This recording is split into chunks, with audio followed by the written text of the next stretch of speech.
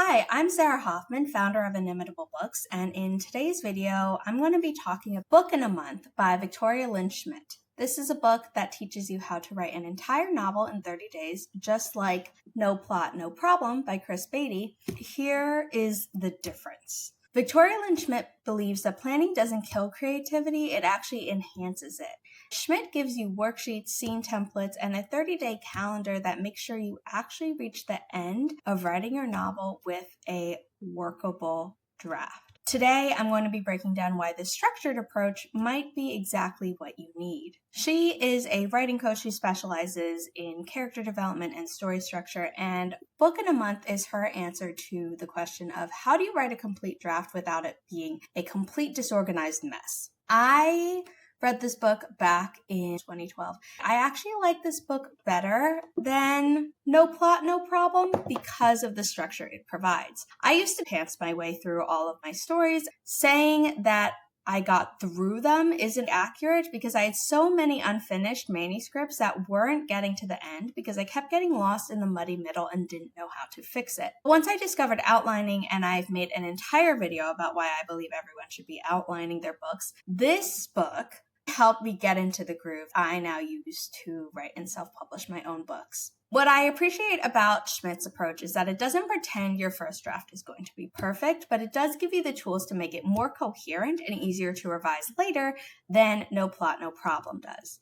You're still writing quickly, and it actually suggests that you write around 2,000 words per day instead of the 1,667 words that you would need daily to meet the original National Novel Writing Month goal of 50,000 words, even though Nano 2.0 doesn't require that anymore. You can learn more about that by watching our last video. But this book is all about the importance of building your foundation in advance before you start writing so that you're not discovering it as you go. It believes you should be outlining. It also says you don't need to be crazy with it. I don't think you need to be crazy with an outline either. Just recommends that you have a plan to follow so that you know where you're going and you can reach the finish line by the end of the month without taking pointless detours that prevent you from having a coherent story. Schmidt dedicates the first week to pre-writing, which includes character worksheets, plot outlining, and scene outlining. This isn't extensive world building or detailed outlining. It is just strategic preparation so you have what you need to get started. You figure out your character's core motivations, you map out the major plot points, and then you identify the types of scenes you'll need. And that's really unique, and I'll talk more about it later. This book also talks about choosing a story that you're actually going to be excited about throughout the month. I feel like it's implied in No Plot, No Problem, but this is really emphasized in Book in a Month because it talks about how this is kind of a crazy experiment to do, and if you pick a story that you're going to flag on halfway through, then maybe you should have put more thought into which project you were working on in the first place. It also talks about shutting up your inner critic, similar to No Plot, No Problem, and having your writing routine in place before you start. We have a whole playlist about how to build effective and sustainable writing routines, and you can check that out. Schmidt also asks you to sign a contract with yourself to promise that you're actually going to write the story and that you're not just setting a goal that you have no intent of actually fulfilling. My favorite part of this book is the 30-day calendar, and really my only complaint is that the spread for it ends on day 24 and you have to turn the page to get to day 30. This makes sure that you get through Act 1, Act 2, and Act 3 in a timely manner.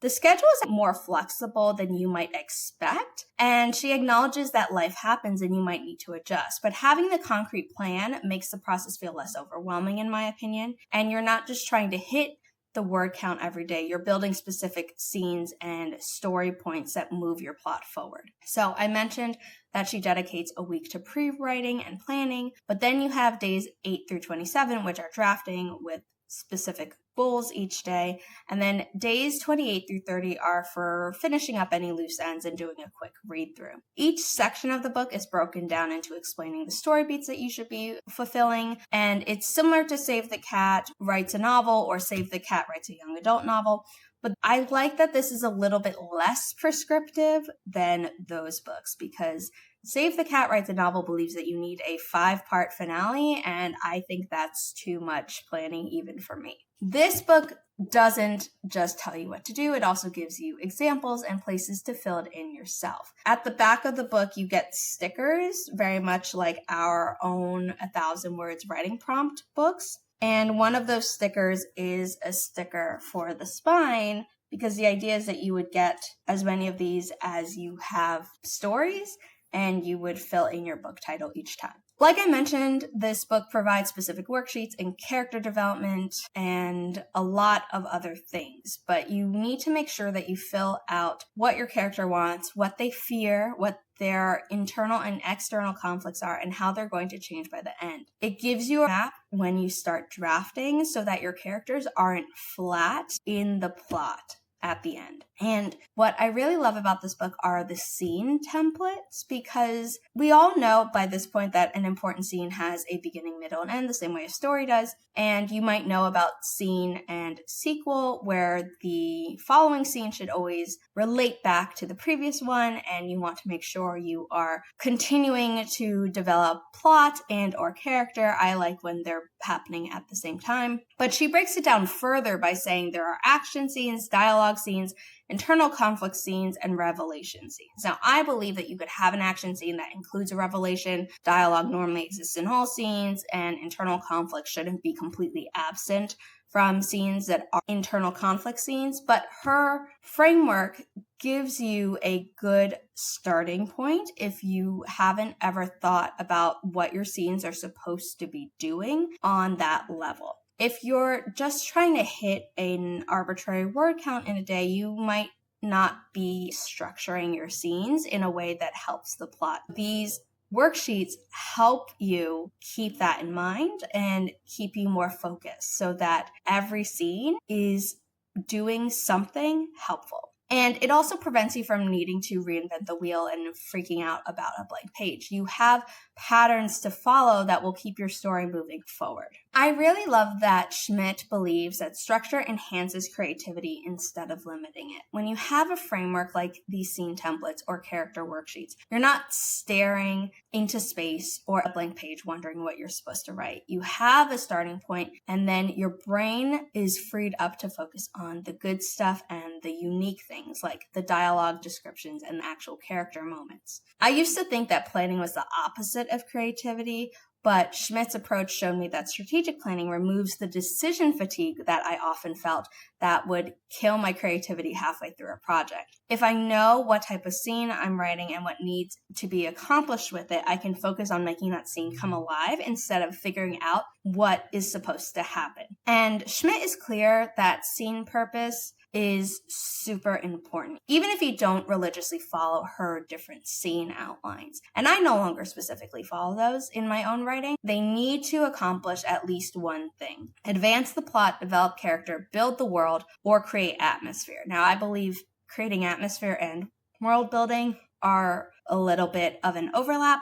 but if your scene doesn't do any of these, you need to revise it or cut it completely. By doing the pre-planning in advance, you're not going to have to slow down to reevaluate whether your scene was a pointless endeavor, because you know that it already was, and you didn't waste words on scenes or even plot lines that are going to get cut in revision. And like I said, planning in advance helps save you time in revision. Yes, you could dive straight into drafting, no plot, no problem recommends, but then you're facing massive structural rewrites because you didn't take the time to build the bones of a strong structure in advance. With Schmidt's method, you might spend a week on character and plot work, but your draft isn't going to be on a shaky foundation. And you'll be revising for prose and deepening themes faster than having to fill an entire plot hole or rewrite an entire subplot, etc. For writers pursuing traditional publishing, producing a draft that has structural integrity, a good connection of character to plot, so a character isn't just a plot device that could be a cardboard cutout for all intents and purposes, is really important, because once you get an agent, this is after you've revised whatever manuscript, you plan to query them. I have a paid course called Query Ready that teaches you how to not only position your book, find the right agents and editors to submit it to, but also how to revise your manuscript so that you're putting your best foot forward. Once you have your agent, which is something that I'm going to be discussing in a future, you will be sending them messier drafts. You'll still be revising them before you hand them over, but if they see that you draft messily and still have structure, it's going to be infinitely better for them because they'll feel confident in pitch book even if you're still revising with them. And Schmidt believes that a lot of other fast drafting books skip the character arc because you're trying to get to the end at all costs. But integrating your character's internal journey into the external plot is so much better because it creates a better reading experience. Instead of having to go back and add in that depth later, you're building it in as you're drafting it. I actually have a guide on world building and for character development, which are two topics that are covered in this book, and you can get them on our Ko-fi page. In our Query Ready course, you actually get these as bonuses, and not just the guides that are available to anyone who's willing to pay for the PDFs, but expanded versions. Book in a month is helpful to writers who have tried pantsing and ended up either with a mess, even though you reached the end, or never reached the end like I used to. You no longer have to choose between speed and structure with this book. You plan just enough to give yourself direction, and then you're off to the races. No Plot, No Problem talks about how important it is to finish a manuscript. I have also discussed the topic at length with my co-creator and co-host of the Writish podcast, and that will be linked down below. If this book sounds interesting to you, I will leave some purchase links down below. They are affiliates, so you will be financially supporting Inimitable Books at no extra cost to you. I would also love to hear your thoughts on whether you think this book or No Plot, No Problem is more your speed. And if you've tried one and are willing to try the other, please let me know why you're interested. If you are curious about No Plot, No Problem, be sure to check out the last video on this channel and in this playlist. It will be linked up in a card. Don't forget to like and subscribe to this channel because our next video is going to be talking about 90 Days to Your Novel by Sarah Domet, and this might sound like a lot more time, but don't worry, this book is actually still 30 days of drafting. It just talks about what you should be doing before and after. And it ties really well into my video about 12-week cycles, so be sure to check that out as well. If you've ever used scene templates or character worksheets in your own drafting, let me know in a comment down below because I would love to hear your thoughts on whether or not that structure was helpful or felt restrictive, maybe both. Are you team planner or team pantser? If you like this video, don't forget to share it and subscribe like I mentioned before. Until then, thanks for watching and I will see you next time.